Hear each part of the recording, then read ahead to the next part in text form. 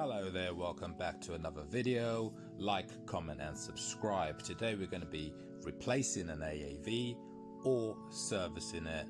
In this case we're going to service it. We chuck our screwdriver right in the middle of the AAV and twist it to the right for leverage. I'm just trying to get a good angle to video, and there we go, we just twist it. Then we can get our hand in there and just do the rest manually. Once you twist it, it'll pop up, and then you just pull it out. Then we're going to go through what makes an AAV an AAV. First of all, you've got the cap. It has two jobs. It stops debris from falling in externally, and it also just manually closes the device. Then you've got the float. It works in a similar fashion to the float in your toilet. So it pops up and it pushes on the spring when it's filled with water. However, when it's filled with air, the chamber gets full of air and pushes down on the float, which lets air out. So there's pretty much four parts to an AAV, and that's how an AAV works. So what can go wrong with an AAV? Now that we know what the four main components of the AAV are, we can kind of eliminate any issues that it might have during servicing. So first of all, we remove the spring. The spring can get filled with sludge, limescale. It can start sticking together and not opening properly. We remove the cap as well. Limescale can get in there. So you twist it and then just pull it off. Now we're going to give it a wash through, and that's going to clean out the chamber. As you can see, quite a bit of debris falls out, and all of that is going to stop the AAV from opening properly. It might even stop the float from going up and down as it should.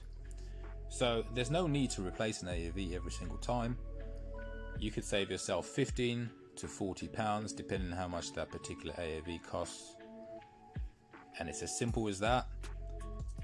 Another thing I tend to do is lubricate the spring. So we're going to put the cap back on, making sure that all the limescale has been cleaned off. Clean the spring out, making sure there's nothing in between the spring. You don't want to overstretch the spring because it has a job to do. You don't want it to become quite loose. So just be careful with that. Get some silicone grease and grease up the spring just to keep it nice and fresh. And then just put it back in.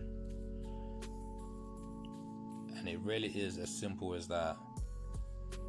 All you need to do to release the spring is use an Allen key, as you can see there. It's all tightened back in.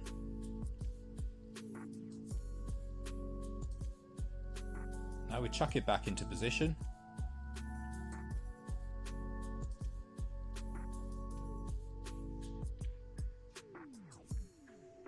Now you do want to lubricate the O-ring,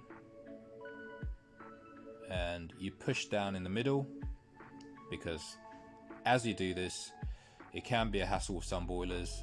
As you push in, it gets lopsided. So a good idea is to get that Allen key you were using earlier and just chuck it in between there for leverage. So I'll push down with my middle finger and then pull with my index finger, and it twists right into place. There are some boilers, some Worcesters, where you can really struggle to get one of these AAVs in, so this is a really handy tip. So until next time, see you later.